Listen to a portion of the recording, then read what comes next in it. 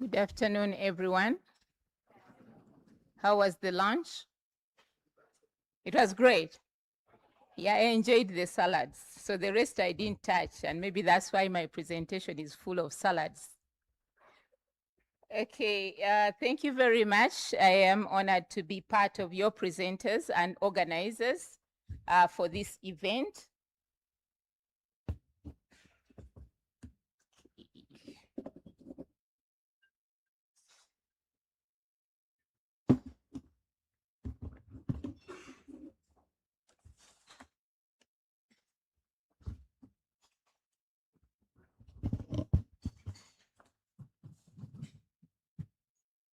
So in the interest of time, I would like to make this a little bit fast so that we can have enough time for the conversations, because that's what matters for us. I am giving a very small and simple discussion about scalable and market-driven AEAS delivery and business models. I think most of you could be seeing that we are talking about business models, we are talking about market-driven elements, is because we need a paradigm shift in the way we are doing agriculture extension and advisory services. In the region across Africa, it is becoming evident that we need to make money out of agriculture, that we need to make sure that agriculture makes money rather than being a sympathetic a sector where we are saying people are poor, they lack this, and yet other countries and regions across the world are making money out of agriculture. So with that kind of understanding, it brings us to the backdrop of this theme. Why are we talking about scalable models? Why are we talking about market-driven agriculture extension services? It's because in Africa, we have very, very pertinent issues to deal with, and among them is the weakening extension services, which are culminating into low productivity, low profitability, and very important is that we are having natural resource degradation because agriculture takes place in the farming systems that are situated within the natural resources. Another element that brings us together to talk about business and models and market-driven agriculture extension and advisory services is the fact that, as we had in the morning, the Assistant Commissioner was saying, holistic extension services became very prominent because the public sector needed other actors who are non-state actors to push for agriculture extension services. So the public extension advisory services faces some critical challenges, especially in reaching the farmers with very specific content for advisory and extension services. Another aspect that is very important is the ratio. You had in the morning, the issue of farmer to extension ratio became very, very important when my ED, Dr. Lillian Lihasi, was giving her maiden speech to this event, that the number of people that we are reaching, we cannot reach everybody at the same time. So there is need for a paradigm shift in the way agriculture extension and advisory services is being done. And the benchmark here is the UN indicator for 1 to 500 ratio. But I'm telling you that across Africa, the ratio is about 1 to 10,000. For instance, in Burkina Faso, we were there a few months ago, and some of the farmers have never seen anything called an extension worker. The same thing with Madagascar. We have just launched the extension strategy for Madagascar. The same thing they are saying, we have not seen extension workers. With this project, GPSIA, we are trying to have rural advisory services to accelerate farmer access to extension and advisory services. Lastly, very interesting, on the positive note, that we are seeing opportunities that are emerging for non-conventional users. We are getting demand for business-oriented services from the agro dealers. They are coming on board as extensionists. We are getting export logistic companies coming. The other day we were talking with Prof. Miro here, and the private sector is saying, if we can get somebody to provide us extension services and link us to farmers and link us to value-adding entities that give us the right quality, quantity, and timely products, it is the game changer. So these unique non-conventional users of agriculture extension and advisory services trigger that we need to have a paradigm shift in the way we are doing extension and advisory services. Looking at your program, this session is to help us appreciate market-driven agriculture extension and advisory services. So what is this market-driven AES? There are clear pertinent issues, and one of them is that it is farmer-centric. When you deliver the service, the farmer should be at the center, because the farmer is the one developing, is the one producing the commodity, so it is not about anybody else but the farmer. The other aspect that is what we cannot leave behind is the fact that digital integration is a given. We must have digital integration, which is in the payment system, which is in the information system. I was talking to David before lunch. He has the solution for upstream value chain solutions on market information. So this digitalization of market information across the agricultural value chain becomes very imperative, because we can no longer collect data using physical or manual aspects and then present the data. We go for dashboards. We go for spot-on reports. Collection of data, we no longer go for manual. So all this kind of transformation is very, very important. The other aspect is the public-private partnership. Like Dr. Ramigisa said in the morning, the government needs support from the private sector. The other final aspect of market-driven AES is that we have to look at multi-country success stories. Because if Uganda becomes competitive in terms of production, you see what is happening in the global logistics. You cannot move the commodity across to the European Union because you have intermediaries. So we must work together as countries, and that's where AFAS becomes very relevant, because we have this continental mandate, and we make sure that whatever the European Union is saying that should be done for Africa, then we look at how Africa can reposition itself to be able to address issues in the other part of the continent. So it means that if we are to move the kind of produce that we have from Africa, then we need a lot of value addition, and that's why we need business models that can upgrade the products that we have, which are in such a state to fit into improved food systems. So on that note, we need to have scalable last mile business models that can move the products from such commodities, add value, understand the elements that are needed in the market. Therefore, what do we need to do to have scalable business models? We need to look at extension and advisory services for a fee.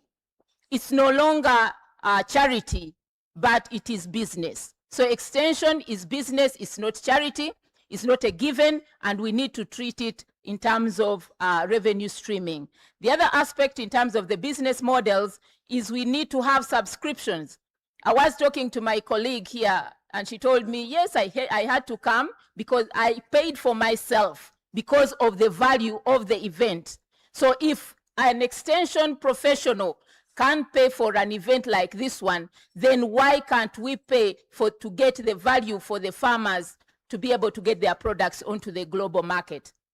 The private-public partnership funded interventions like the one we have here, we have projects that are supporting. We had GIZ I had in the morning. I can see MasterCard, I can see GFRAS, I can see Kilimo Trust. All these are public, they are private funds, but they come in to support what the ministry is supposed to do. Embedded bundled services, for instance, weather information. The farmer cannot pay for weather information, but if we bundle it, then the bundled services can be able to be paid for. So on that note, lastly, a business model must have a return on investment. So if we are investing, I saw the silverfish people. I remember before silverfish was not into these boardroom discussions. So when the silverfish comes here as a value added, then we calculate the return on investment. And therefore, we look at how to sustain such a commodity value chain. So those are the tenets that we talk about when we move from market-driven to business models in agriculture extension and advisory services. In the nutshell, AFAS has been able to look at a compendium of about 36 business and extension models in 5 countries supported by AGRA, and that is Burkina Faso, Rwanda, Malawi, Uganda, and Nigeria, with Kenya and Mali as spillover countries, which have been facilitating in the development process. So what I bring as news to this house is that the compendium of 36 business and extension models has been summarized into 2 functional models, which we are called structural models, business models for agriculture extension and advisory services. And these are sustainable agriculture inputs, which we put as SAI, and this focuses on input sales. The lead actors, because we talk about the value chain, so we talk about lead actors are agro dealers, the value chain lead companies, and also the scaling mechanism looks at input distribution, which is anchored around agro dealers. We have the Uganda National Agro Dealers Association here, UNADA.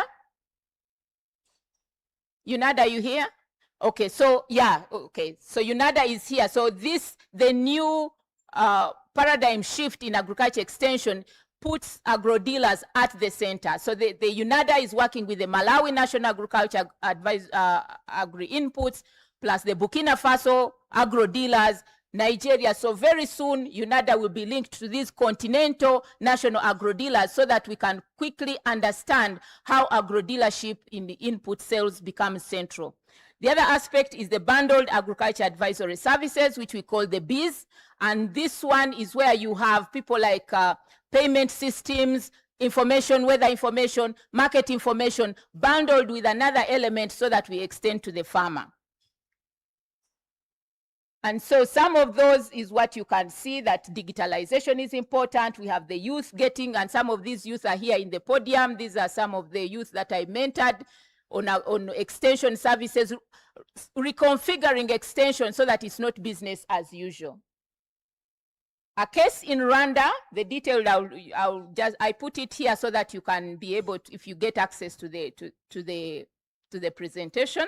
But what is very important, that Rwanda has been the first country on the continent to reconfigure extension as a private sector led, and they do the bundled agriculture extension. So the UFAS of Rwanda provides extension and provides bundled services, because the president said they no longer want extension of words, but extension of inputs as well.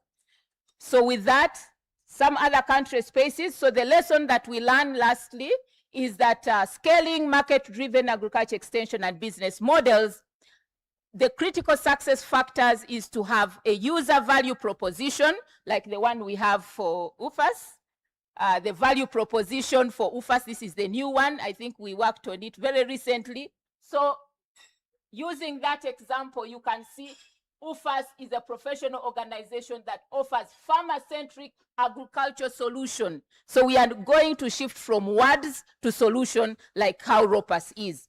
Another element as a critical success factor is segmentation of our users. We no longer do omnibus extension, but understand, are you dealing with agro dealers? Are you dealing with farmers? Are you dealing with industrialists? Because of the heterogeneity nature of the users, and so profiling and segmentation becomes very important as a lesson. Understanding the channels and pathways of extension, they are not the same. So we need to know who and where do they get their extension service. Some need digital services, others need physical services. Revenue streams, what is it revenue for you as an extensionist? So extension is no longer a charity. And lastly, understanding the critical value chain partners in agriculture extension and advisory services. So the opportunities that we have for Uganda, UFAS, is that Uganda has a youth, the youngest population. So we have a very energetic team that can engage in extension and advisory services. Agri-startups, we have so many. You can see even now we are going into enterprises. Mobile digital service proliferation, everywhere at least somebody has a phone. Then also strong farmer organization is also is an opportunity for us, and flexible financing mechanisms plus more. Lastly, our call to action is that we need to shift from traditional agriculture extension services to trade facilitation. You know what is happening in the Middle East? That is our work as extensionists. We should be able to know what are the constraints. How do we repackage our products? You saw what happened in COVID. So it's not business as usual. We move from pushing words, pushing advisories, rather to facilitating trade. Our other call to action is that we need to support digital agriculture extension services. Then also enable public-private partnership. The commissioner was very pertinent about it and said the government needs our support. We need to invest in capacity building and business support.